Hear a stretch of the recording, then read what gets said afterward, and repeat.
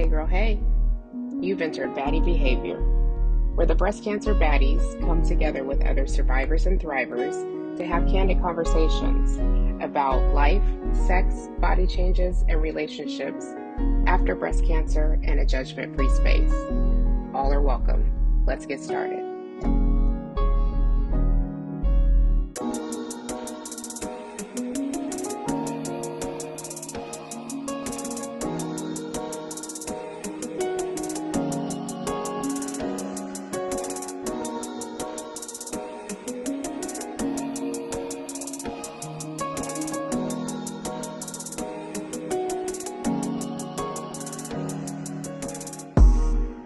Hey girl, hey, this is Tova. I'm a super thriver with For the Breast of Us, coming to you from Houston by way of Baltimore. I was diagnosed with stage 3 triple negative breast cancer in 2019. I've been sharing my story through my blog at prettysick.com and advocating for women of color impacted by breast cancer ever since. The Baddie Podcast is a platform to share my story, her story, and your story. I'm ready if you are. Good morning, good afternoon, and good evening, everyone. My name is Keneene, and I'm your busybody baddie because I stay busy and I stay booked. I am an OG Baddie Ambassador with For the Breast of Us. While I have lived all over, I'm currently residing in Atlanta, Georgia, but home will always be Grand Rapids, Michigan. I was diagnosed with stage 3 invasive ductal carcinoma, ER/PR positive, HER2 negative breast cancer in 2019 at the age of 39. Thanks for joining us. Now let's get to it.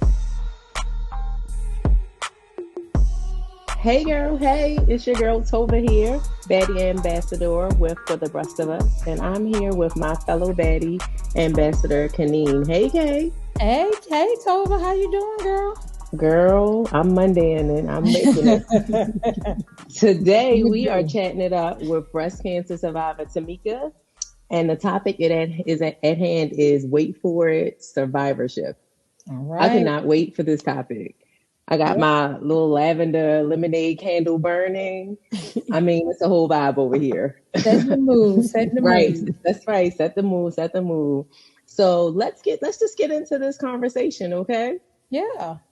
How you doing today, Tamika? I'm doing good. It was a crazy Monday, like you had mentioned earlier. I actually had a crown put in for the first time today. Oh goodness. Yeah. So that's that was interesting to say the very least. Oh goodness. Yeah, I don't enjoy those experiences. I've had 2 of them. One before and one after the breast cancer journey. Talk about survivorship, right? My teeth were just fine. And I went in there and they were like, yeah, sometimes, that chemo could speed it. I'm like, yeah, thanks for that. Thank you. Yeah. I literally was thinking about that when I thought about the gifts that survivorship gives to us. Mm-hmm. Those long-term gifts, those short-term gifts. That is one of the ones I thought about. I went in the same as you and Tamika and was told, oh, so your teeth are continuing to shift and they're all moving this way. Like what? What made them? What made them move? Right. Yep. But yeah, like you said, the gifts that just keeps on giving. But on the other side, the gift of life, we have that as well too. So I think we take all of that all together. Definitely. Absolutely. There's pros and cons. Right. For sure. So before we get into this topic of survivorship, based off of my journey in itself and then all of the articles that I've read and podcasts that I've listened to, there seems to be so many definitions for survivorship, right? So some people look at it as them living with cancer. Some of them is the process of going through it. And some of them are even like beyond breast cancer. Mm-hmm. So I want to know what survivorship means to you guys. But first, I want to hear a little bit about Tamika's journey. If you can start us off with when you were first diagnosed with breast cancer and how you found out. Okay. Yeah. So it was just through my annual mammogram last summer. That's typically when I do all of my, kind of preventative wellness checks. Mm-hmm. And my birthday is August 19th. And I received the phone call letting me know that my mammogram came back abnormal. I didn't think anything of it because I had one come back at normal like years ago. Yeah. And at that point in time, the radiologist had mentioned, because I have dense breasts, make sure you do the 3D exams moving forward. So I was like, all right, that's fine. Plus, it was my birthday. So I was like, nothing is going to, you know, mess up the birthday weekend and birthday plans. Right. So went ahead, made the appointment for the diagnostic, had that done in like early September, probably right after Labor Day. And the radiologist who was on duty at the time, she had come in and she was like, I want to do an ultrasound, she said, because I'm seeing something. She said, it's very small, but I want to, you know, just see if I can see it on the ultrasound. So we go in the room for the ultrasound and I'm asking her, well, what should I be looking for on the monitor? Right. So she explains, because, you know, it's all white and black and grayish. And she's, you know, telling me what to look for. And I'm like looking and I'm like, I don't see anything. So I don't know what she sees, but I don't see anything. Like my eye is not trained to see what she possibly can see. Right. So go back into the waiting room, and then she comes back and she's like, let me do a couple of more images on you. Because she never did say like she really didn't see anything on the ultrasound. She just said, I want to do some more imaging. So we took some more images. She comes back and she was like, it's very small, but it's concerning to me. And I want you to have a biopsy. Still at that point, I'm not thinking this is about to be anything. Right. So I went and did the biopsy. I am one who's petrified of needles, pills, and everything. Oh, girl. And it sounds too, because it sounds like a stapler, like when they're doing a biopsy, like right? So I had to call my gynecologist before I had gone in for the biopsy and asked her if she could prescribe me like some Xanax. And, you know, she did that. And so I had gone in for the biopsy. Everybody was just very, like their bedside managers was really good. Good. So went through, the biopsy was on a Monday. That Thursday morning, they called to let me know. And this particular day I had an eye exam and they called me at like 11 in the morning. The eye exam was at noon.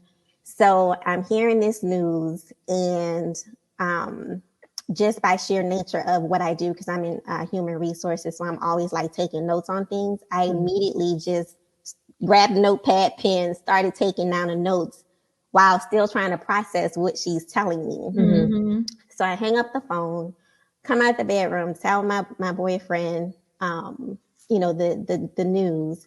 He just sits back on the sofa in complete shock. And so I'm sitting there. And at that point, I start crying. And he's like, it's going to be fine. We're going to beat this. And like within seconds, I'm like, okay, well, now I got to go to the eye doctor. And I just get up, you know, collect myself. Not within seconds, to the eye doctor. Yes. I'm like, all right, I'm going to the eye doctor. So I go there. And the test that they had you taking in the eye doctor, I'm like, I'm pretty sure I have totally messed up all of this stuff. Right. And they were like, no, you did fine. I'm like, okay. And so from that point, from that Thursday to that Monday, I was on the phone talking to family and friends, just explaining all of this to them. And by the last call on Monday, I was so tired of talking about it. And then, you know, for people who may have been like boo-hooing in tears, and I'm on the other end like, come on, y'all. Like, I don't even know how serious this is at this point. Like, we're not even about to go there. Like, this is the death sentence and things like that. So, you know, it was completely unexpected because breast cancer does not run in my family. So I was definitely, you know, shocked and surprised to hear that.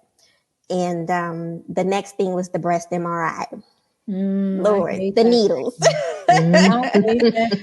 The needles. So we doing the contrast with that. That was beyond crazy. So laying on your stomach, you know, doing the MRI for that. And the technician, I'll let you know when I'm going to release the fluid, the contrast liquid or whatever. Girl, I'm that like, fluid, okay. that fluid. And she said, here's your little clicker, here's your button, press it if you need me. All right. Soon as she said it, I felt it in my throat and I thought I was about to throw it all up. And so I'm pressing the button. She comes in the room. What's wrong? What's wrong? I'm like trying to tell her what's going on, right? Because I'm pretty sure she knew just from, her experience. And so she's like, are you okay? Are you good? She's like, give me a thumbs up. So I gave her a thumbs up.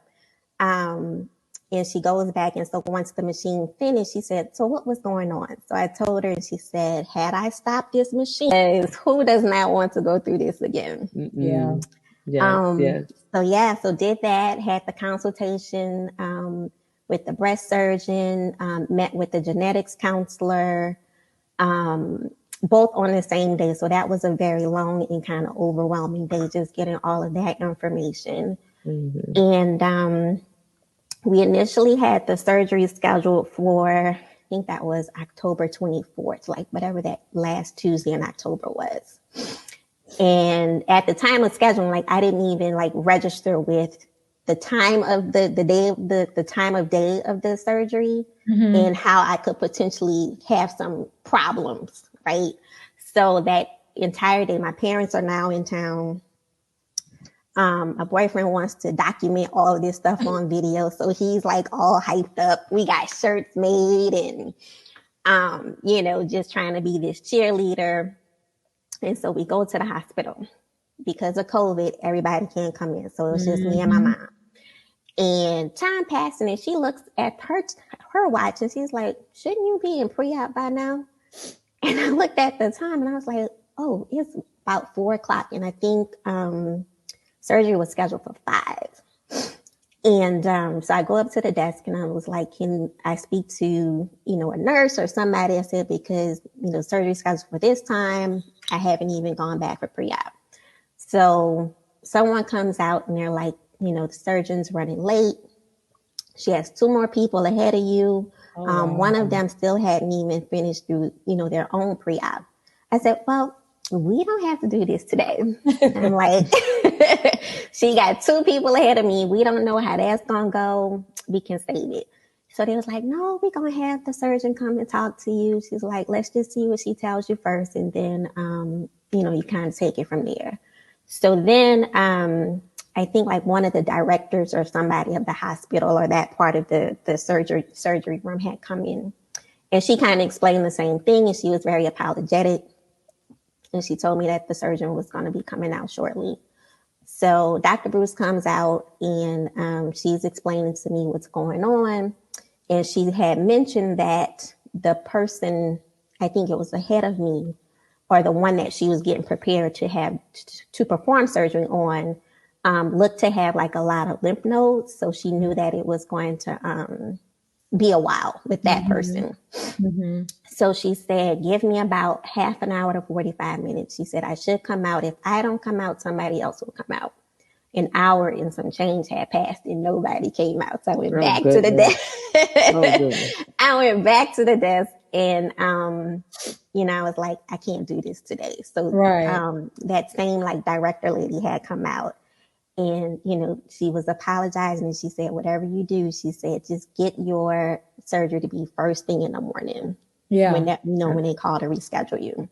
I mean, it sounds like your journey with survivorship started. This was your whole lesson in survivorship. Yes. So the surgery wound up happening on that Thursday. So 2 more days? 2 more days. Yep. And it was dark 30 in the morning. It was, I had to be at the hospital by 5:30. That was me too. I'll be here at 4:45. I'm like, okay. Yeah, I think I got there at 4:30 and my surgery wasn't until like 7, like 6, 15, same. 7 o'clock. Same. Same. So get to the hospital. Well, there was some construction traffic that early in the morning. It's like everything you can think of is happening. I'm like, Lord, can I please just get this surgery done today? So as soon as I get to the door, they're calling me. Are you still coming? I'm like, I'm at the door. Oh. Right. Now they rushing you. Now they're rushing me. So when I get up there, get checked in, go use the restroom. I'm walking toward my mom, and she's like, well, I think this lady behind you is for you. I didn't even see the woman walking behind me. And she was like, are you ready? And I just did like an about face, and I said, sure. Yeah. Just went on back. I have a choice. Right. Just went on back to pre-op and, you know, started that whole process with who are you? Why are you here?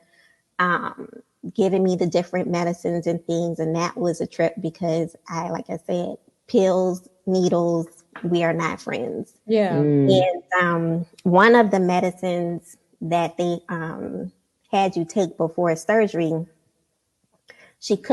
I couldn't chew it. She told me I could not chew it. And I said, well, you have to have a liquid form or I'm not taking this medicine. And she was determined to try to get me to swallow it. And I'm like, lady. Listen, Linda, listen. If it's not going to be liquid, I'm not taking the medicine. So she went and talked to the anesthesiologist. She came on back with her little cup. I said, see, look, there it is. She was fighting. If they had the option, then go ahead, hook me up. I don't know. So did that, had them stick me in my hand because I wanted them to stick me in my arm. It's like my right arm takes all of the abuse when I'm giving blood and stuff like that. Same. And she's like, no, can't do it because, you know, they got to have the blood pressure cuff on you and all these other things. So we stuck it in the hand, and then the anesthesiologist came back and she said, I'm going to give you a tequila cocktail in a minute. I said, okay. So hoping for some real tequila at that point. Right. Might as well have took a shot before. Right. Right. So she gave me the meds, and then mom walked me as far as she could walk me. And when we got into the operating room, and the last thing I remember telling them was how I remembered like some of my friends telling me when you go in the operating room, how it looks like Grey's Anatomy and all this stuff. And I was like, exactly. I'm looking at all this cold steel table lights and everything. That's what distracted me in there. I was like, that's a Da Vinci machine? Is that you didn't tell me I wasn't a surgeon. I was like, because Meredith used this on. Right. Yep. And that was the last thing I remember. I was out. Oh yeah. When that thing goes, I was like, that's the best sleep, but it's unfortunate that you don't really remember being asleep for hours. It feels like seconds and you open your eyes. Listen, that's why you have to have like an agreement with your breast surgeon like me. Like me and my breast surgeon, we're besties at this point. But before, like I already knew she was real when the morning of my surgery, she came in and she said, okay, I have a really important question to ask you. And she was so serious, like mad serious. And I'm like, what the heck can you be wanting to ask me the day of my surgery? Right. And she was like, it's Tupac Tuesday in that OR. What is your favorite song? And I was like, really? Now I know that we were meant for each other. And so she literally recorded the whole surgery, me getting the blue dye. She recorded, so I have all of that stuff that was going on because I asked her to record everything. I would have loved that. Mine, me too. The only thing she asked me, which I love my breast surgeon, she is definitely my type of person because she's direct, don't beat around the bush, give it to me raw. I don't care. And so she was like, well, what type of music you want? And I was like, give me like 90s, 2000s R&B and I'm good. And she was like, girl, she was like, wait till you get up in there. So we rolled up in there and it was an all women team. And it was a diverse group of women. I saw, every type of person represented there, and they had the music playing. And then I was dancing until I saw the machines that I started pointing out, my career as a surgeon. And then she was like, you good now? Like it had calmed me down so much by the music, by seeing the women, by, them warm. So that by the time she said, can you climb up over here? I was like, cool. Climbed up over there. And they didn't do no count to 10. It was just like, she looked at somebody and she must have winked. And that man was like that woman was like pushing the button. Child, I'm glad you can remember climbing. Right. Because all I remember, I don't remember anything. All I remember from that video is and hit 'em up playing in the background while she's doing whatever she's doing. That's what I remember. See, I remember it was all about the Benjamins, because I told her I love like East Coast flavor, like that's my jam, and she was like, "What's the one song that gets you going?" And as soon as I came in, I was grooving, and then I forgot I'm about to have surgery. Like I was really up in there, like, come on. And then she was like, "Can you climb on the table?" And I think I climbed, and I might have sat back just a little bit, and then I was out. I don't remember nothing. And then I remember them saying, "Keneene, are you waking? Can you hear us? Are you waking up?" And I was like, "Yeah, you just put me down." She was like, "Girl, that was 5 hours ago." Okay. Mm-hmm. I mean, all of our journeys are obviously so different, but what I could just tell from this whole this exchange that we just had just now was that, Tamika, okay, you get your diagnosis and you like, I got a doctor, an eye doctor. You, Keneene, you talking about you in there grooving like you at a party when you about to get going. I'm picking Tupac Tuesday songs. So it seems like whether we knew it or not, we were in this so-called survivorship mode before we even knew anything about it. And so, I mean, so what do you guys think about this term? I think that that's something that we women as color, like it's innate.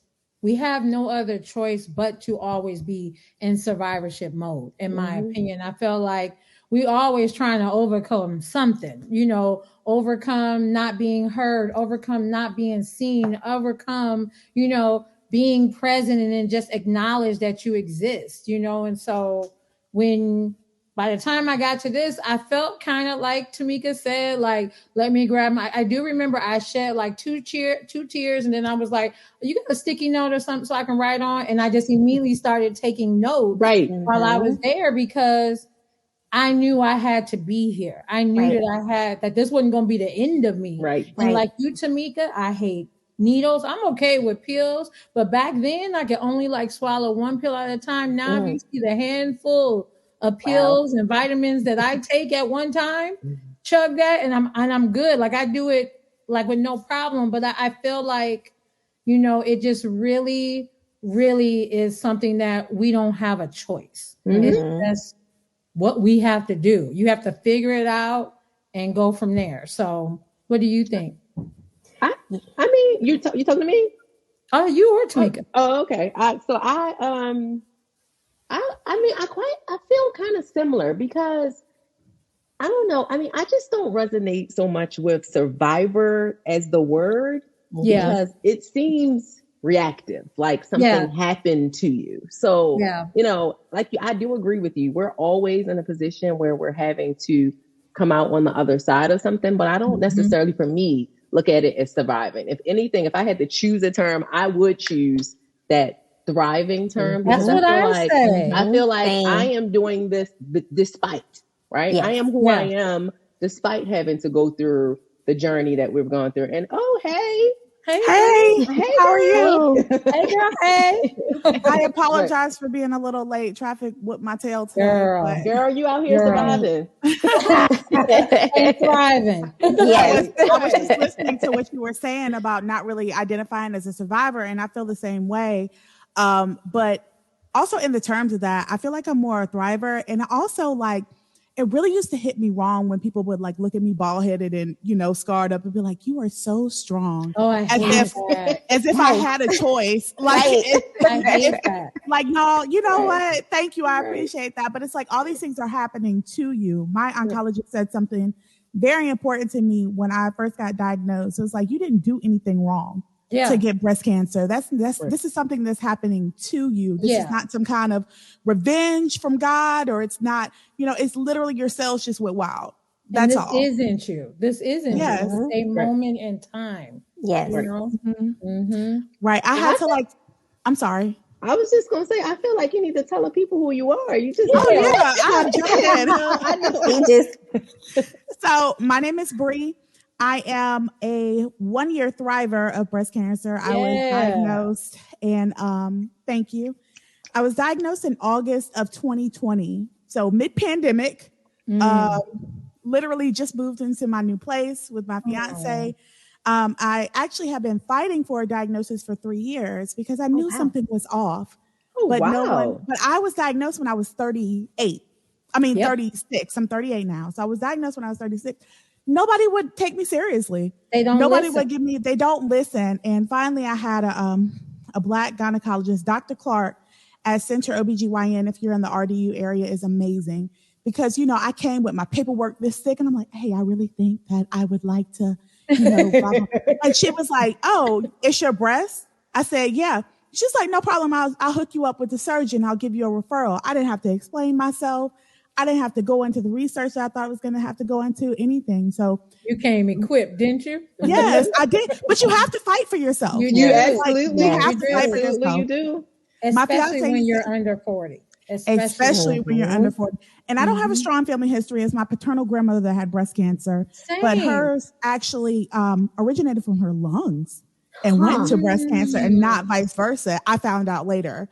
But I was diagnosed literally, she sent me over. She's like, they have an opening today. Just go on over. I went on over. I got a biopsy. Things move super fast. Well, I got the mammogram. They were like, oh, we see something. Can we do an ultrasound? And I'm thinking like, sure. You know, why not? I'm already here. And then they were like, you know, my biopsy. They're like, do you have time to get a little biopsy today? And I'm like, yeah. I needed time to prepare. But it was happening so quickly. I was like, boom, boom. Right. And I'm like, I mean, excuse me. I'm like, shit. Like, what am I supposed to say? No? Right. No, I didn't have time for that. Right. So when I did my biopsy, I remember I was literally sitting here at my desk and it was a Thursday and my doctor called me. Her voice is all cheery. I'm like, yes, like, we good. She was like, unfortunately, you have cancer. And I was like, what? We happy about it? Your voice don't match the words that are coming out of your mouth. Look, can you repeat that again? I'm sorry. I felt like you were excited. Right. I was like, oh, thank you so much. I appreciate it because my mind didn't match her tone. And she's like, did you hear me? You have cancer. And I'm like, me? Are you for real? And she was like, yeah, but just, you know, letting you know it's very early. You know, it's very small. We can do something about it now. And this is the kicker. I work in breast cancer research. Wow. So, wow. Yeah. It was, my world stopped for a minute. And, you know, the only thing I could do was cry because I have, you know, 2 children. I have 2 bonus babies. I have a fiance. I have family. And I'm the person they depend on. Yeah. You know, to be like strong and take care of the household and stuff like that. It was like, I can't even describe the feeling, but you guys know what that diagnosis feels like. So I'm glad we're having the conversation about survivorship because I will tell you one thing that's been hard for me is transitioning into survivorship. Yes. Because it's not you, people. Yep. People want to define you by the whatever you've gone through. And it's rude almost of you to say, you know, sis, like, I appreciate that. Like, I appreciate you thinking I'm strong. I appreciate you saying that I battled gracefully, but I like literally, and I was very like online with my experience because I'm like, if I'm 36, I'm Black. Yep. I work in research. I know that breast cancer, certain types of breast cancer disproportionately affect Black women. I would be doing a disservice by not telling everybody. Exactly. Absolutely. If you need to fight, go fight. Here's me burn up from radiation. If y'all need to see that, y'all need to understand. Here's all the stitches. Here's the surgeries. Here are the pictures. This is what Black boobs look like after a deep flap. All of that. Right? And so my treatment was, I didn't do chemo first. I did surgery first. My tumor is small enough that I got an oncologic breast reduction. And I was like a triple DE. Before I started, and child, I woke up from that table, I was flat chested. It took a year for my titties to pop back out to where they should be. And I still don't have cleavage like that. I'm so insecure about that. Like, not that it's embarrassing, but you get used to your body the way it was. Oh, for sure. For sure. But I'm very fortunate. Then I did 4 rounds of TC chemo, which almost killed me. I ended up in the hospital with chemo twice. Then of course, it's the height of the pandemic, and I ended up getting pneumonia. Sinus infection turned into pneumonia. I went through pneumonia twice. And the second time I went through pneumonia, I'm in the hospital. My fiance is like, hey, babe, you want me to come up there? I'm like, nah, we good. Like, you know, I'm just going to chill out here, get some antibiotics. And the next thing I know, they done sent the chaplain in the room for me. And I was like, no, ma'am. Wow. No, ma'am. Yes. I didn't know it was to as bad have as a it little was. bit more like flow into like for right. The amount of people in the hospitals and the care system that I've had to plumb cuss out because they didn't treat me well, or they thought that they could do me however or speak to me however. Yes.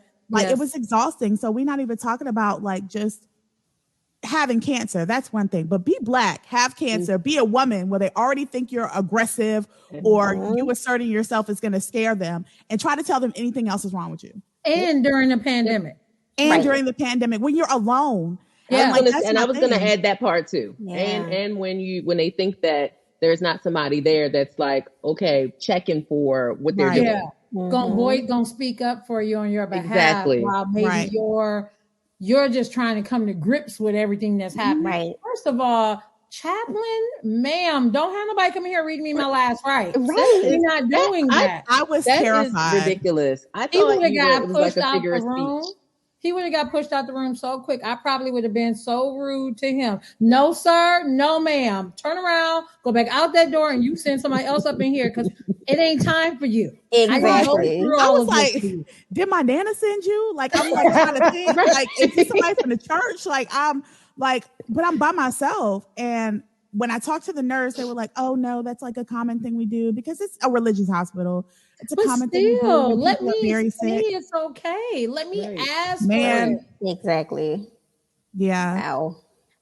I'm so sorry that was your both of y'all journeys. I mean, I feel like I literally just wrote a blog today about the inequities and the atrocities that Black and brown people face. But the fact of trying to be seen, trying to be heard without your tone or your passion being mistaken for, I'm coming for your throat, or having to feel the need to come for your throat to get X, Y, and Z done. I literally talked about going through radiation. So I had an aggressive type of cancer. Mine was like I went and did through the whole day, how you spent the day at the hospital. I did that. It was like, we got it back. You're stage 1. It was like, but we need to do a couple of more MRI biopsies to make sure there's no other ones in other spots because your breasts are extremely dense. And I'm like, yeah, I do know these B cups, right? Like it ain't that much space in these things. Like, and I'm like a large B, an infantile C. Like, so I'm like, there ain't much. A B and a half. Kept doing this to me. And so when she finally was like, it is breast cancer, but it has now grown to stage 3. And we're going to try to get you done tomorrow. I was like, hold up. I got to get my child together before I go under surgery. So I pushed it off like a couple of days and then I did it. But fast forward to radiation. I had 33 sessions of radiation. Same. And I was there for each session an hour. And I got to like session 28 before I like really burned. And I remember like it was Friday when it opened up and it was hurting so bad and all of this. And all weekend, I already have insomnia as a side effect that I got from chemo. So I'm already not sleeping, plus add on the pain of anything touching it, anything grazing it, anything. So by Monday I had to go to work. I worked from 8 to 3. I left, went straight to radiation. And the technician guy came and I was like, I need something because this is hurting. I've been in pain and all that. He was like, you good. We can just keep going for it. I was like, sir, you know what? Let me speak to Dr. Brown. Dr. Brown was my only woman of color as my doctors go. And so he put me in a room. She came in there, and mind you, I've been in good spirits the whole time. I've been positive. And she looked at my face and she was like, why it look like you about to cry? She was like, girl, what's going on? And I was like, I am in pain. I quit. I'm not finishing radiation. It is what it is. I don't care. And she was like, well, how come you're not using the Silvadene? Did it not work? I was like, what is Silvadene? Like, what is that? Right. She said, did he not give you Silvadene when you were there for your consultation a month and a half ago? And I said, I don't even know what you're talking about. And I'm saying this through crying. And she was like, I have never seen you cry. I've never seen you like this. She was like, 1 second. She called in a nurse. The nurse came and cleaned up, put on Silvadene while she was doing that. I can hear her outside the door calling the guy who ironically was the technician when I got my consultation when they put the tattoo dots on you. It was the exact same person who she gave the Silvadene to give to me. And I hear him say, she said, why didn't you give her the Silvadene? He said, because I didn't think she was really hurting. Yeah. Oh, they'll do that in a second. I had to, in the same vein, surgery. Wow. I'm allergic to acetaminophen. So first thing you do, anybody go, and I'm like, they're like, what can you take for pain? Tylenol? I'm like, actually, I can't take Tylenol. I can't take Percocet. I can't take anything that's a derivative of acetaminophen. But also, I have a very high pain tolerance. I had a 10-pound baby naturally. Ooh, and I was God bless. I had my son. I got up. I went along my way. So that's how high my pain tolerance was. When I woke up in the hospital after surgery, I remember the woman asking before anybody came back, before my fiance could see me or anything, she was like, are you in pain? And I felt like I had an elephant on my chest. And I'm like, trying to nod. Yes, I'm in pain. Right. Well, we gave you such and such. We gave you Toradol. And I was like, baby, that's not even narcotic. And y'all just cut my damn chest open. Girl. I literally clicked out of being feeling how I said, no, y'all gonna have to give me something else. And they ended up having to give me fentanyl. And when they gave me the fentanyl, they were like, this is really strong. I'm like, I literally just got my chest cut open. Do I look like I'm out here seeking drugs? Like, you ever see the fat crackhead? Let me get that fentanyl. Let me get that. Right. But going back to what you said, it was like in radiation. I was like you. My skin didn't start breaking until sessions like 26, 27. And I came home, I put my little Aquaphor on. Yep. My neck, you can still see the scars. My neck burned straight through. Mine just got. I peeped yours. Yeah. It's still darker, but it was so like this whole part of my neck was wide open, and then it just went all the way down to under my boob. And the fact that he looked at it, right? And I purposely got on a shirt. It was like a button-up shirt. I don't even really own button-up shirts, but I purposely got on a button-up shirt. That button might have been right above my belly button. That's how I was walking around that day because I didn't want anything to touch it. And the fact of how he was like, "You'll be fine." Like, come on. First of all, unhand me. Second of all, let me go speak to her. And when he said to her, I didn't think that she was for real. She said, and that is the last time you will say that to another one of mine. And she fired him on the spot. Right. Good. That's what he deserves. I told her, I said, I'm so thankful that you heard me. I said, but more importantly, what I think about is when I'm sitting in the room, after you change your clothes, well, at my place, you change your clothes and you sit in the robe for a minute before they take you back. Yeah. I'm sitting there with like older white women, or these two Hispanic women, one that's a little bit older than me and one that was younger than me, who did not speak English very well. They always had to have a translator, but the translator couldn't go back with them. So I'm like, so when she goes back with, i.e. Josh, we're going to call him Josh. When she go back with Josh, how do we know he can't, can he hear her? Can he understand her? And then, culturally, a lot of us tend to be taught like you don't question what a doctor or something do, because this is their thing that they are skilled in. This is what they went to school for. And you want to, like my grandmother would have been like, we trust doctors. We just, automatically. But just think about all the people before me that he had done that to. Girl, when she put that cream on my neck, I was like, Lord Jesus, where has cooler water? That's right. I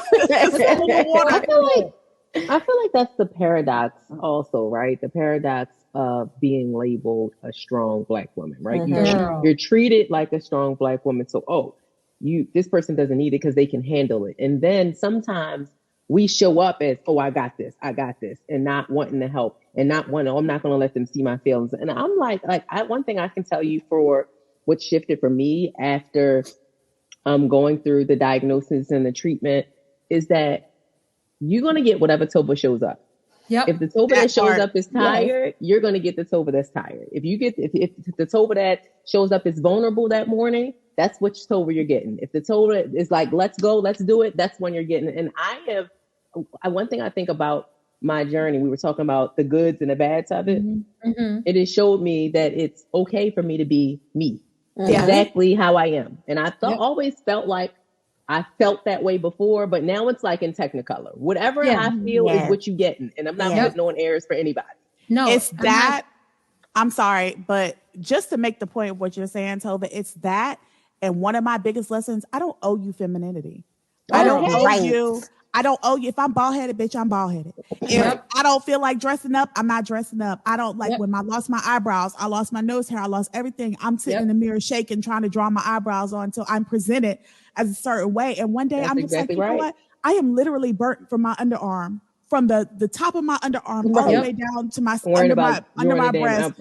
Literally weeping fluid out of my burns. And I'm worried about eyebrows. Like if someone can see me like this and be like, dang, she ain't got no eyebrows on. Like, then that's not the type of person that I want to be with. Like relearning to love my body after my body is not my body anymore. Like I couldn't even look in the mirror at myself. Like for a long time after I had breast surgery, even when my breast started rounding out and starting to go back to a normal appearance, my nipples were much darker. It was hard for me. Like my stomach protruded. I got chemo belly. Girl. Which people don't talk about, especially starting off as a plus size woman anyway. Of course, I would get the only cancer where you don't lose weight. I gained weight from being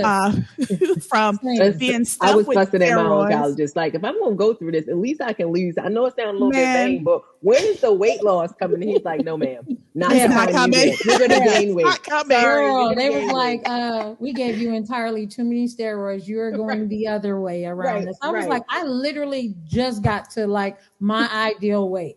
I had always been super small, and it finally got to where I had just like a stidgen, not a smidgen, but a stidgen of thickness. And I was like, I'm good. I'm good. And then my body was like, and here you go. Welcome to Pudgyville. Welcome to lymphedema pudge. Welcome to jiggly arms. Welcome to rows on rows on rows. Welcome to fat face. You know, like, oh man, all of it.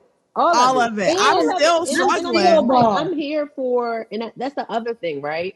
I was talking to my daughter, Sydney, she's 12, and it was like 6 months ago, and we were shopping and I was trying something on. And I, for a minute, reverted back to that space like, oh, I can't fit this. I need to lose weight. She was like, no, you can't fit it. You need to get a bigger size. You are what you are. Right. No. And I'm like, I'm totally here for all of it. Yes. Right. So when I'm like planning for a vacation or look, you're going to get whatever Tova show up. Right. Girl. If the Tova that you get today don't look like those clothes that I could fit before, congratulations to you. You get to see another version of me. Yeah, right. I definitely agree with you on that. You coming to terms with your body. I felt like mine is a ebb and flow and emotional roller coaster because most of the people that I know, when I see survivorship, I see their hair is back, their eyebrows are back.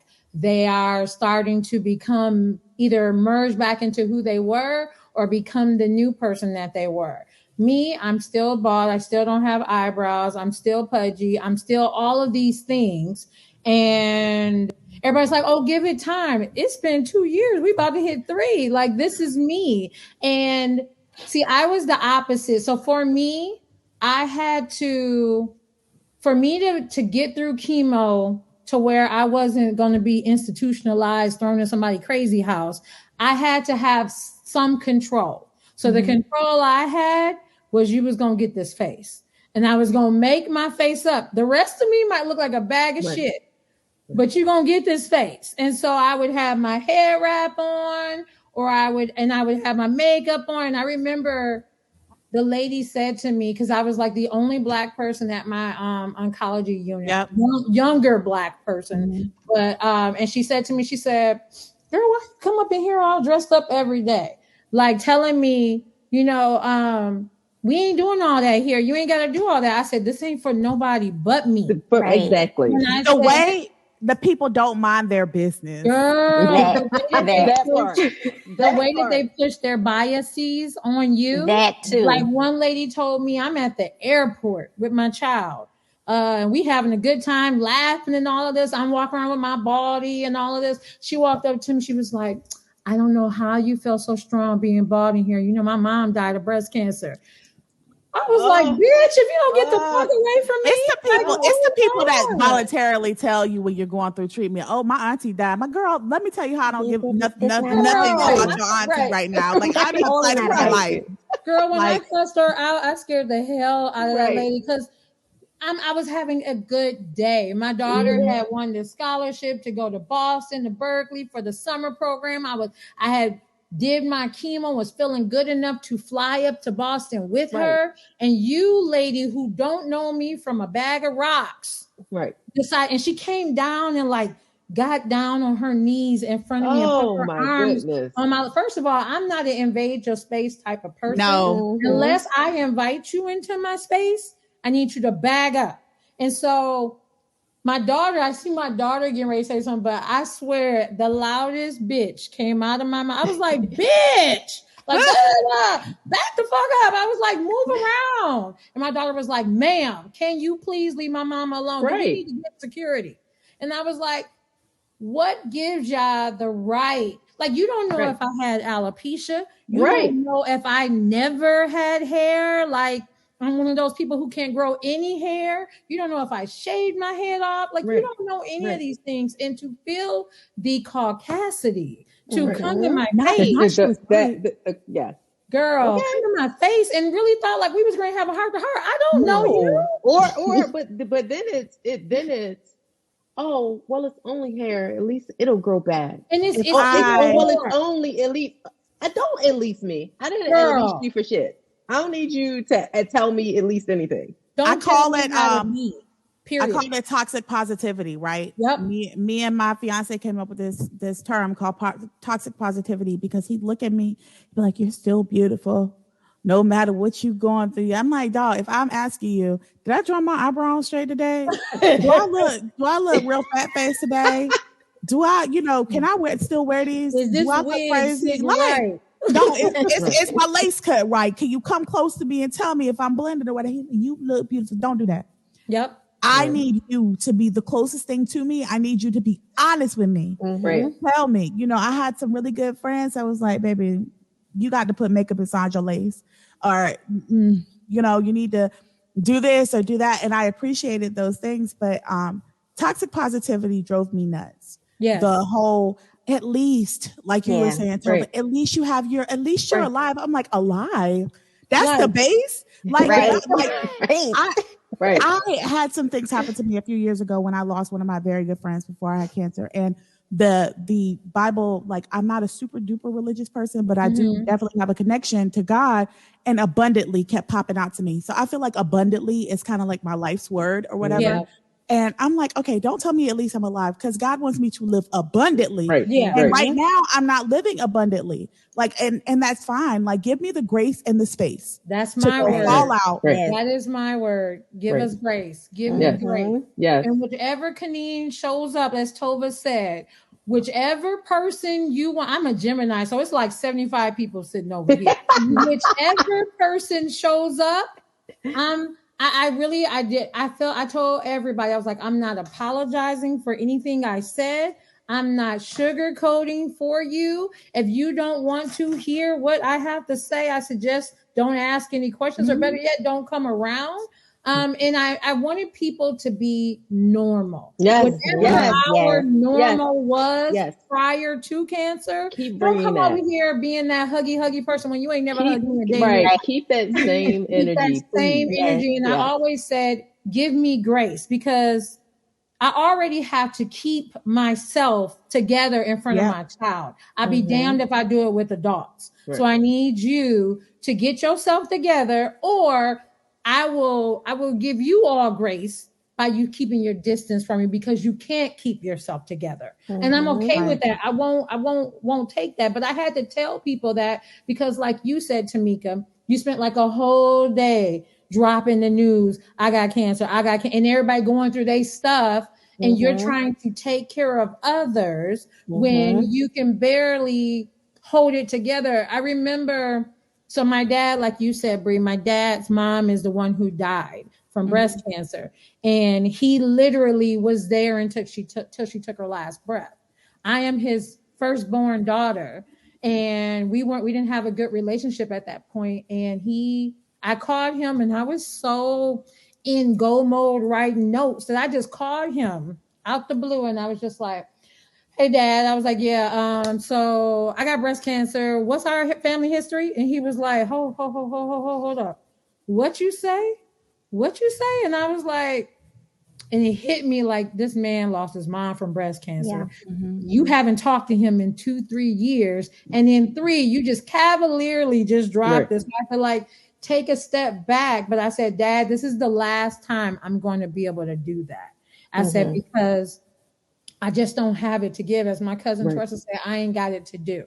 I ain't got it to do to be concerned about you and how you're dealing with this. I suggest you deal with that with your wife. Right. And that's another trait of that strong Black woman that we were talking about earlier. I got to feel like I got to go through it, but I also got to take it on for other people as well. I got to go through it, but I got to show you through it too. Like I have people, when I told them, they crying more than me. And I'm like, that's right.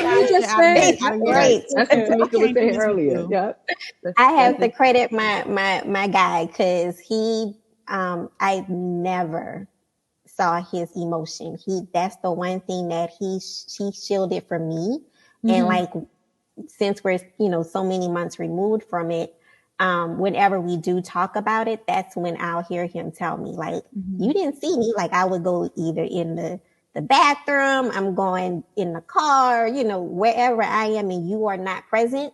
That is when I have my moments. He said, but I was not going to let you see me break down. I'll be honest, Theo, my husband, he at first, he was amazing throughout the whole thing. But at first, he didn't initially know how to communicate with me about it, because we've all we've been friends since forever, since like college sweethearts, right? So we've been friends for a long time. So we had this really crazy joking friend, like homeboy kind of relationship, right? And so we were watching, I think, one of those medical shows, I don't know, Grey's Anatomy or something. I was watching something, he was sitting next to me, and it was when I first started going through the journey. And they had this chick on there that was supposed to have cancer, but this whatever bald head thing they put on her, like, she looked like an alien. Her head was so damn big, it was ridiculous. And so I looked at that TV, I said, now they know they damn wrong for making that lady head look like just because she got cancer. And that's at that point I had no hair, and we just bust out laughing, because he was like, oh my God, I'm so glad you said it. I was thinking it, but I was looking at you like, yo, if I say that, she might punch me in my face. So I ain't gonna say nothing. So you gotta, you ask people like, give me grace, but I felt like I had to give other people grace too, a little, because they didn't know how to deal with it. But once we established that, like, look, listen, I'm going through this. This isn't happened to me. I'm progressing through this. Then we could like establish some ground rules. And then I did things like help myself. Like in my house, Friday was cancer-free Friday. We wasn't talking about cancer. Yeah. Damn it, I ain't talking about treatments. I ain't talking about none of that stuff. We're going to do anything. It was cancer-free Friday in our house. So I think you have to I like give me grace, but I feel like sometimes you got to give a little bit of grace to establish that foundation. You're so kind with that. The only person I gave grace to was Callista. That was it. Everybody else, they got what they got. And it was just because I'm a single mom. I had cancer. Unlike the 3 of you guys, it destroyed the relationship I was in. Because at the exact same time I got cancer, when I went in to go have my surgery, he found out he had cancer. Oh, wow. Yeah. So, and then he disappeared because his way of dealing with it was to go inward. Whereas mine, like you said, I used Facebook and Instagram as my diary. Right. Because we're in Georgia. The rest of my family is all over the world. So I was like, I can't keep having these conversations 42 times with 42 different people. Girl, yes, that's why I started blogging. Y'all gonna have to read it from Instagram or Facebook, and y'all gonna have to be okay with that, because I just cannot do it. And so he went inward. He disappeared. I couldn't find him, all of that. So the only person that I had really like with me day to day was my daughter. And so my daughter is a person, she's her mom's daughter for sure, but she's way more, I would say, kinder in the way that she does some things. And she's the one that I internalize it, but she will internalize it even more. Mm-hmm. And I know my child. And so I knew that she wasn't talking about it. So I didn't have, so that meant any friend or family member that called or came around and I picked up the phone and I opened up the door, you was going to get it all because I didn't have anybody else. That's like my doctor. He always says, every time I saw him, it seemed like he always had a resident. And he said, oh, this Miss Lewis, this is the one I was telling you about. She going to keep it real. She going to put it all out there. He was like, she going to talk about everything. And I would be like, my breast hurt, my coochie feel like this, my back feel like this, hair is gone from here, this is coming here, this is like, and he'd just be sitting there taking notes. And he'd be like, all right, let's unpack that. Let's start at the beginning. So you said your coochie was doing what? And I go right back into it and so on and so forth. And I remember I had asked him, I was like, is it okay? I was like, how many days do I got to wait before I can drink after my chemo? And how many days I got to wait for sex? I was like, I ain't got nobody to do nothing with. But just in case. Look, I'm trying to be prepared. Should I run across something? Because another thing not run across to me, or one of the gifts that I would say that it gave me, I feel like my sex drive went all the way to the right. So many people share with me that they lost it. It went down. Mine was like, who has a penis? Who has a penis? I need you to just graze it past me a little bit or something. I need you to do a couple of things. I was so horny. It was crazy. And nobody, like, I had just started to branch out into the community and nobody was saying that. So I would feel like, oh, I can't say that because that's not everybody else's experience. Shut up. Oh, no, yes, you can. You can't say that. Your experience, ma'am. That's one thing. The last time I had a breakdown at my oncologist, they had me on Lupron during chemo and after, right? I was only 37 at the time, 36, 37. And I'm talking, it was a desert. And I'm like, what the hell is happening? Well, we be popping, me and my friend. You know what I'm saying? Like, what's going on? I love it. And I'm like, I asked her, I was like, well, when do I, because I still haven't seen a period. And oh, girl, don't say that out loud because I was 2 years and 2 months before I saw one. And the day before I went on vacation, the day before I went to Aruba, she was like, hey, girl. She's like, girl. No, go back. You can't go. She like that little girl walking out. All excited. Right. I call her like, that's one thing I told my doctor. You can keep that. I am not looking for that. I saw her redhead rose. Thank God I had a hysterectomy prior to cancer. So that wasn't. That's probably why then, because you already knew, and you had already readjusted. Oh, I had a partial because I still had my ovaries. So I still would get like, I wouldn't bleed, but I would have all of the emotional components until cancer. But then I went through menopause in like 2 months. Mm-hmm. Like you talking about emotional, you talk about the desert of hot flashes that I had. Nobody told me what hot flashes were. And my grandmother, my mom, no one told me. And when I was chemically put in menopause, the first time I got one, I vomited because it's not just, you get hot real quick. No, it's not. From the crown of your head to the sole of your feet, you're on fire. You're nauseous. You're sweating, but you're cold, but your body is hot. Like your mouth is dry, your eyelids dry, and it like doesn't pass immediately. And I was like, I'm possessed. Like, what the hell is this? Right. This can't be no hot flash. Girl, I'm not looking forward to it. Still have hot flashes. My doctor was like, that's probably one of your side effects. I was like, I need you to not say it like that. Do not say it like that when I done went through 3 different types of deodorant. That's something they don't tell you about survivorship. They don't tell you about how your body changed so much and continues to change that like I gotta go find me a new deodorant now. Listen, when I finally got out of treatment and I finally got off of Lupron and my body finally started producing some hormones. I'm in the bathroom. We brushing our teeth side by side at the thing. He was like, nigga, you musty? And I was like, I'm musty? And I was smelling, he was like, oh my God, like you musty. I was like, I'm musty. You came back. Wow. Girl, that was me the other day. I was like, oh, don't tell me that this one stopped working. Don't tell me yet. Because I had finally found one that I was like, it ain't too harsh because some of them have too much baking soda or whatever in them, and of those aluminum free ones. And so I'm like going through multiple ones. And so the other day I'm sitting here and I was like, mind you, I'm an empty nester now. My daughter's in college. I'm sitting there like, who is that? Who is it? Who is it? Like, I'm like, somebody gotta be like right outside my door or something, because it can't be me, because I take 2-3 showers a day. So it can't be me. Girl, it is me. So here I am. I can't do aluminum free because the aluminum must be what doesn't make you musty, because every single time I've tried, I did try, I think it's glycolic acid. That works very well for me.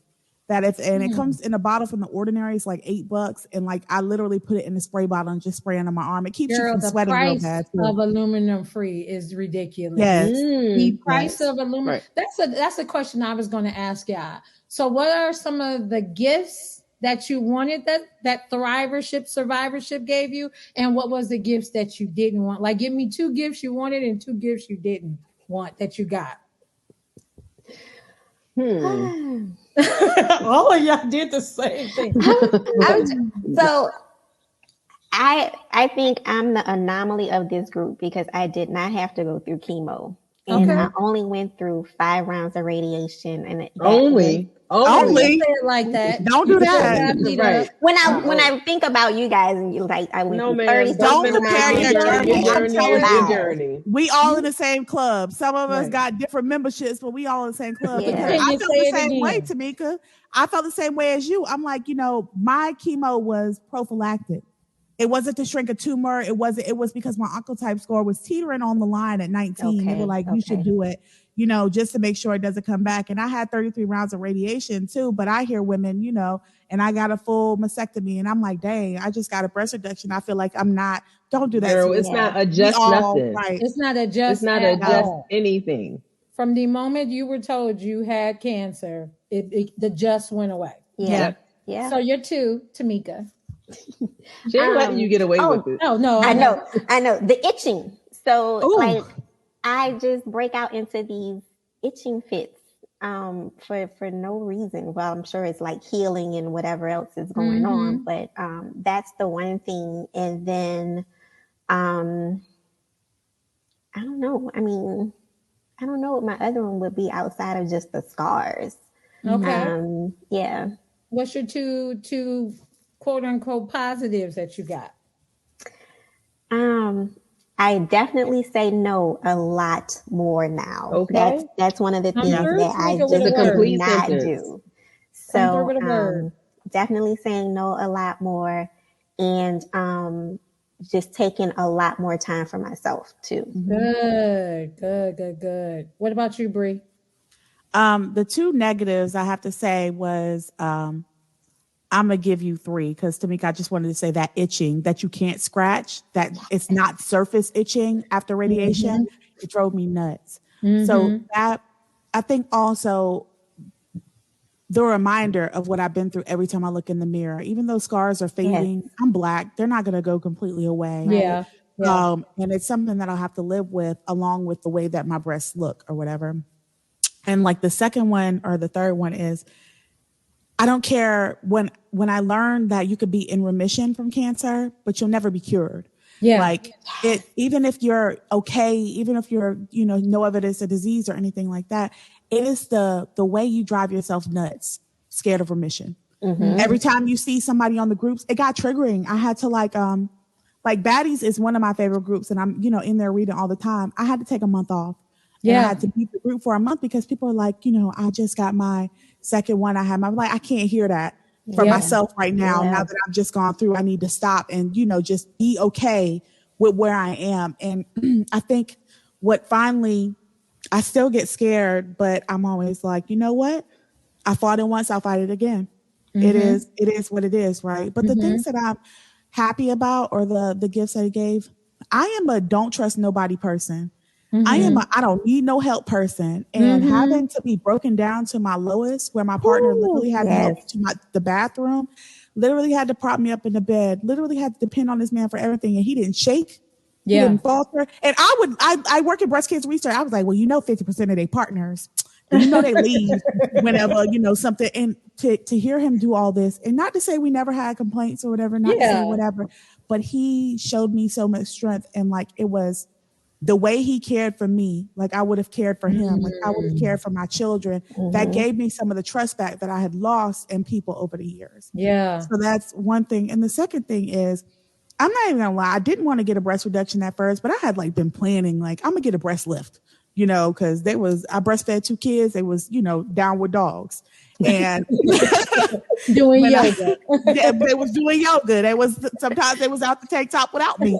You know what I'm saying? So after they healed, after I can look in the mirror, my nipples are looking at me, flush in the face. Like, that's nice. I can wear things that I couldn't wear before. I just went wedding dress shopping. And even though I'm like, I hate my stomach, I got this this chemo belly or whatever, at least them titties agreed with everything I got in. It was, and it's like a little silver lining, a tiny silver lining, but at least I get a better portion of myself. One thing that I like, it was something that was beneficial to me, but also something that really helped me, be okay with the person I had to become. Yeah. Yeah. I like that. What about you, Tova? I would say that the negative is the trigger. And for me, it's because I never, before this experience, had anything that would, not to say that I dwell in it, but that would trigger me to thinking about life and death.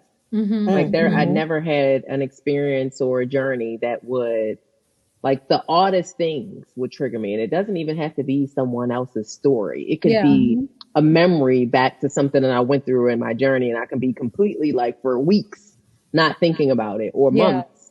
And then something will happen, and then I'll ease out of it. But that trigger, and it's nothing, obviously you can't plan for it. It just happens when it happens. So that one, but what I'll say about that trigger is that it serves to me as a reminder to live life fully, to appreciate all the moments, whether, I mean, I felt like I lived life fully before, but now I don't care if I'm sitting in a grocery store line. How am I about to enjoy this moment? Oh, okay, let me grab this magazine. Well, let me look on my phone. I'm really being intentional about living life and making it pleasurable. And that means surrounding myself with the people that I want to surround myself with. Yes. I'm only surrounding myself with people that lift me up, as well as, how I pour into them as well. And I guess the other benefit I would say is my relationships are a lot better because they're more intentional as well. Before it was like, la da da, I had this friend since forever. Right. But what are we doing? Yeah. Right. So I do like that I'm living life in Technicolor. I had someone say to me, oh, it must be really hard for you because of what you've gone through, like I said, talking about the triggers. And I'm like, well, I think actually I live my life a lot better than you do, probably, because I am aware. You didn't necessarily have an experience that made you more aware of the time that, and neither one of us know, like, you could go out here and get hit by a money truck. Like, who knows? Right. But because of what I've gone through, I am aware that I choose to live my life more meaningful each day. Yeah. Yeah. I love that. I just wanted to say something really quick about the triggers thing. It's been very tough. You remember when Chadwick Boseman died? And he had cancer and nobody knew he had cancer? I cried for a week over that man. I cried didn't know about him that like that. It's hearing about people dying from cancer, and you like, I had a lot of moments like, why me? Why did I survive and other people didn't survive, or they had it so much worse? And then I started saying to myself and redirecting myself, I said, why not you? Why not you? You're a positive person. You already said from the jump this was not going to take you out. You already had your mind made up. Why can't it just be that your will kept you here? And there it is. Yep. I like that. Yep. Why not you? Okay, Kay. Okay, so my two negatives, I would say, I would jump on the back of the whole trigger thing. My thing is like smells or say it was something I did during that time that I stopped doing, like once I went into NED and I did it this way, like out of muscle memory, then it immediately will jog me back to, feeling like this or down or whatever. And I would also say when I have my highs and when I have my lows, I either have really high highs or really low lows. And it can be so intense. And so I have to be, like you and Tova said, I not only live my life fully, I live my life presently. I live my life presently every day, and I look for the small wins. Like that is my thing. Anybody who know me will tell you, especially if you call me and it's one of your low days, I'm going to let you get your low day out. I'm going to let you vent and say all that, and then I'm going to hit you with, so what's your small win today? Before you get off the phone, before this day is over with, I need you to text me back, call me back, say something. What's your small win? And that is my trying to see something that was positive. And that's how I kind of got through my, the whole journey, the whole active treatment journey. So did I give two negatives? I don't know. My negatives, other than these side effects, man, my side effects are intense, like my lovely lymphedema. And it's not just the side effects.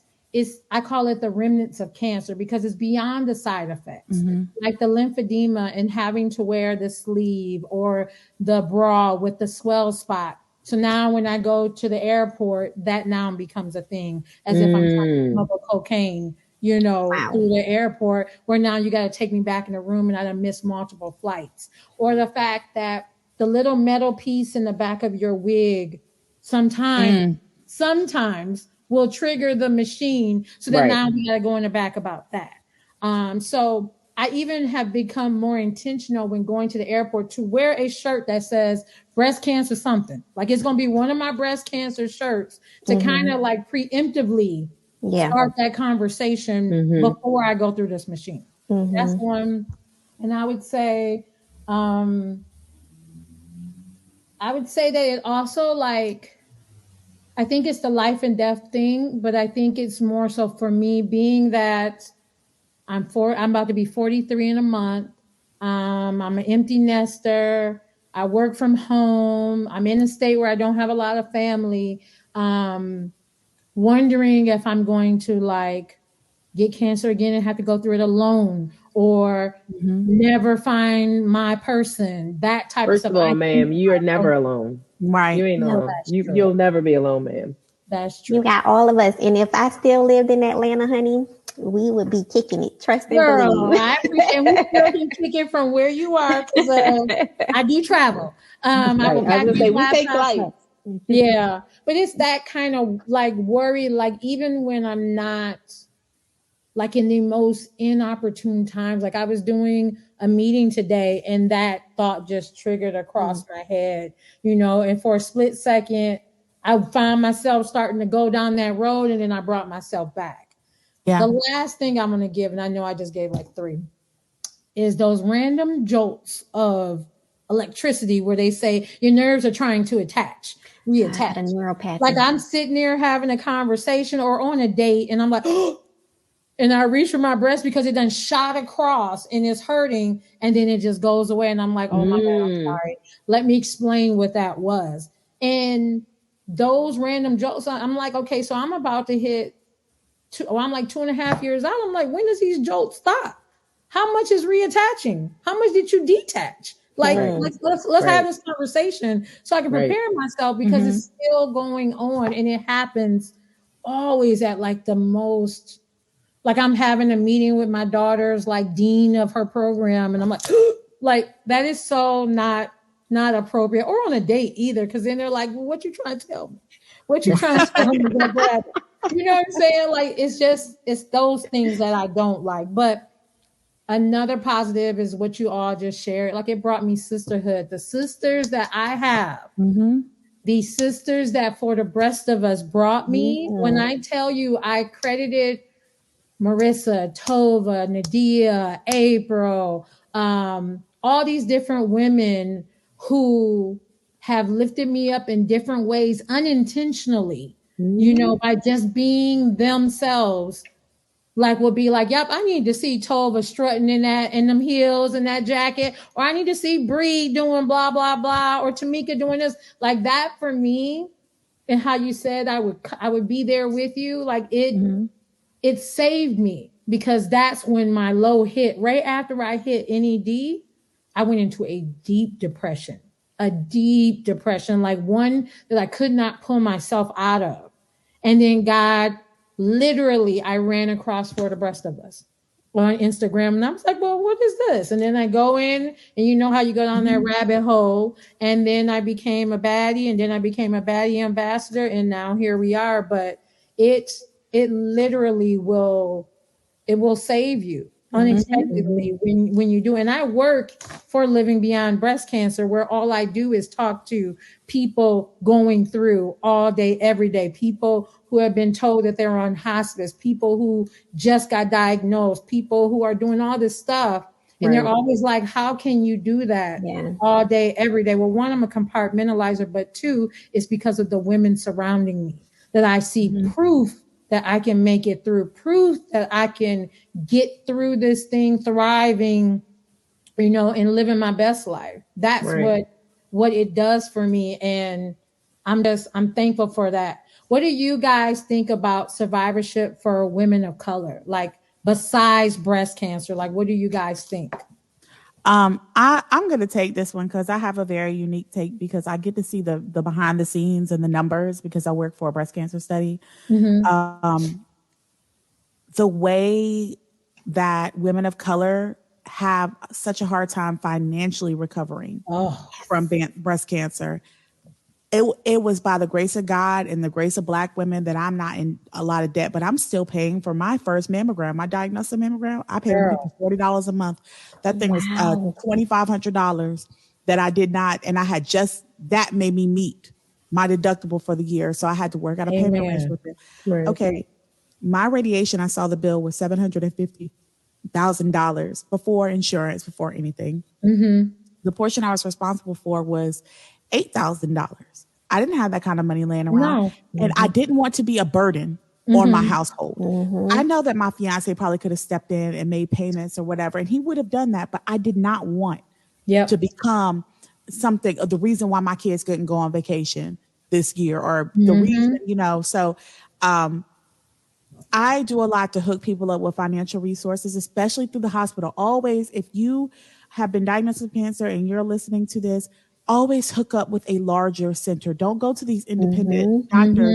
You need to be like, our big ones are UNC and Duke. And I went to UNC because when I tell you, them people got hand over fist money for you. And stop telling them people that you work in, because you're not working in the active, because your hours are either cut, you're on medical leave. There's something. People don't usually work full time, you know, and I had a woman to pull me aside, a financial counselor, but like, baby, you work? I said, yeah, I have a job. She's like, are you working though? Are you working every day, 5 days a week, 40 hours a week? I said, no, ma'am, I'm not. She was like, good. Writing it off. She wrote off almost $10,000 of debt for me. Just like that, because I went to the financial services. Don't be afraid to ask. These social workers are not on your side. Girl. These social workers are going to a job. Like you go to your job and you're like, damn, I don't even want to be here today. They feel the same way. You find some people who are really compassionate, but most people are just checking the boxes. Do the research. Go online. Look for financial services. Read those small prints to tell you that what you have to cover versus what you don't have to cover, how much time you have to pay things, because it makes me literally sick how I see Black women having to dig themselves, go into bankruptcy.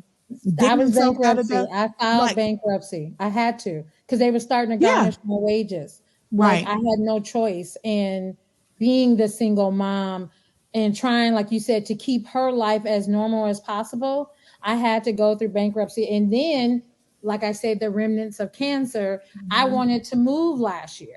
But because I had cancer all of 2019, my bankruptcy was in 2020. 2021 was only 1 year out, so I couldn't get approved for anything. I have to be at least 2 years out before I can do anything because of that. And I also tell people, as much, I agree with you, because my job, one of my programs I'm over is the financial assistance program for living beyond breast cancer. I tell everybody, go to www.lbbc.org/fund and apply. Read the instructions, read the information, make sure you qualify, but apply. But I didn't know about all of these things while I was going through. I knew about a couple of programs, but I always didn't qualify because of still having my job. And then for my hospital conglomerate, I qualified for some, like a reduced amount, but even the reduced amount, I was like, I ain't got that. Like I'm just barely covering the rent. You know what I'm saying? And so I tell people, don't be afraid to file bankruptcy. Do not. Like if you need to file that bankruptcy, ain't no shame in it, so that you can have, that's one less thing you got to worry about. And when I did it, when I tell y'all, it just lifted so much off of me. Even though, I mean, I still got the scarlet C on my chest right now. It lifted so much off of me, and it allowed my child to not have to see me like avoiding a call or calling to make these payment arrangements and things like that, because it just took it off for me. And now I've rebuilt my credit and all of that type of stuff. I mean, it's I think it's also, I'm sorry, go ahead, Bree. I was just going to say, I think everything you said really reinforces the fact to me. Do you know how many applications I stopped midway through because they wanted everything but my first blood? I'm literally going through treatment. That was me. I'm literally going through everything else. I want, if any of these breast cancer organizations that do funding are listening, promise you, these people are not trying to scam you, because even if you make money, you're not making your full salary while you're in treatment, because you're going to call out one day or 20 days. You're going to go through all this. You're probably on FMLA. Stop putting people through the ringer for $500 damn dollars. And that's why I love LBBC, because all we ask is that your doctor fill out a healthcare verification form and you complete the application. But I will say, because now I can see it on the other side, there are some people trying. There are a lot of chunk of people trying to get over. It's unfortunate because it ruins it for the most of us who just want to live and thrive through this thing. But I do say, compared to some of the other ones, like I remember one of them asked me for like 25 different documents. And I just started like keeping all the documents, and I had all my doctors or whoever had to fill out something to keep it very generalized and not say for this said organization, but just general, so that I could just send them all to everybody. I would already have that zip file ready and whoop, out to you. But I kept getting told that because I was on FMLA and getting like 70% of my income, but I was a person who worked 3 jobs before cancer. And now I was only working 1 job, but they didn't care, because in my 1 job, they said it was too much. I was like always $100 over. I'm like, $100? Like, seriously? I'm like, do y'all know what the cost of rent, the cost of these utilities, the cost to feed a little girl? Well, she ain't a little girl. She's a little girl, but she eat a lot. Like, it's a lot to feed her. You know what I'm saying? She was in her senior year, all of those things that come with that. It was a lot. And they would always be like, oh, I'm so sorry. You make $100 over. So that's one of the things I make sure for Living Beyond Breast Cancer, that I advocate for us on that back end, like require these things, but also no boom, boom, and boom. Just because they make $100 over don't mean that they don't need help. Right. I was like, I was that person, and I showed them like, this is what I got. I'm sending them emails of what I got from organizations. So I don't think I wanted to add also, like, because as I was sitting on this call, it reminded me of a conversation that I had like a couple of years ago when I was going through treatment, where there was, a group of young women that were talking about their journey, and just like Bree mentioned earlier, I only had just, I felt like, okay, I can't contribute to this conversation because I didn't have a similar experience, right? And so, maybe I had the chemo and I had the 3 surgeries and I had all the rest of the stuff, but from a financial standpoint, okay, I didn't have some of the hardships that some of my sisters that have gone through the journey had as well. And so what I would like to say is that, to those 2 women that might be in a similar situation, don't feel like, oh, well, at least I didn't have to go through that part, right? You still need help as well. And just like we're having this conversation about accepting and seeking help from external organizations financially, allow people to help you. If people want to come and bring you meals or order food for you, let them do that for you. Don't feel like, oh, I can afford it, I can do it. No, let people care for you during that time, just like you will allow someone externally to do so for you as well. So I just wanted to share that. Which prescription will not be covered. You never know which treatment option that you have to go through will not be covered. That's exactly right. I have to tell these women that every day. They're like one lady was like, please do not loop me in as someone who needs financial assistance. I said, ma'am, you don't know what you're going to need in the future. I said, I hear everything you're saying. I said, but correct me if I'm wrong. You said you just got diagnosed like 2 weeks ago. You don't know what they're going to ask for. I said, and so I don't know how your insurance is going to change next year. I thought I was going to work through chemo. And I ended up having to make a deal with my boss that I would work 2 days a week while on my active chemo week, because I literally could not lift my head. So I wasn't on PTO or anything. Right. I'm losing income. So that's what I tell them. I'm that's like, exactly right. I was the person that I was called while I was on, I was going through chemo towards the end, and the lady called me from HR, and she was like, oh, you ran out of your FMLA, so this check that you're getting this week will only be for 3 days. Ma'am, no, it won't. You can put me right back in. I will go back to work tomorrow. So I was going through chemo and going to work, and just so that I can get paid so I can take care of us here or whatever. But I tell those people that I talk to, I'm like, I'm happy that you feel that you're not going to need it. I said, let me just send you some information about some financial assistance programs. Because I had it all. Need it. If you don't, you don't. I said, I just want to tell you, and I give them the explanation of one of my medications. So I have insomnia. The medication that I was assigned, my insurance is like, she can't get a full month. She can only get 15 days. Sir, there's 31 days in this month. What are you talking about? I need to sleep so that I can function. So now my doctor has to send a separate prescription to another location. And that is how I have to get that medication. Otherwise, I wasn't going to get it. And then I pay out of pocket without insurance. I'm like, you just don't know. So as we wrap this up, because it's been an awesome conversation, what is your one word or your one phrase about thrivership, survivorship, whatever word you want to call it for yourself? What is your one word of how you're going to continue to move through the rest of 2022?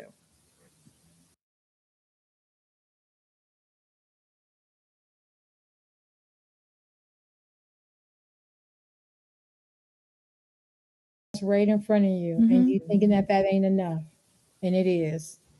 You're probably right. I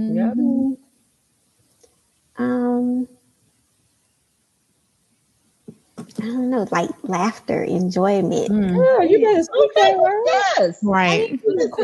All of that stuff. That was powerful, because laughter is definitely needed. It's definitely needed to go through this thing. I just want to thank Tamika and Bree for joining my sister Tova and I today on Baddie Behavior for Survivorship Month. Our theme for this month, Survivorship. We truly appreciate you coming on, sharing your journey, and Anytime. just fellowshipping with Tova and I and the rest of the baddies. And definitely continue to follow the podcast. And everybody have a good night. This is another Baddie creation brought to you by For the Rest of Us. Don't forget to subscribe to Baddie to Baddie wherever you get your podcasts. And follow us on Facebook and Instagram at For the Breast of Us, on Twitter at The Breast of Us, and check us out online at breastofus.com.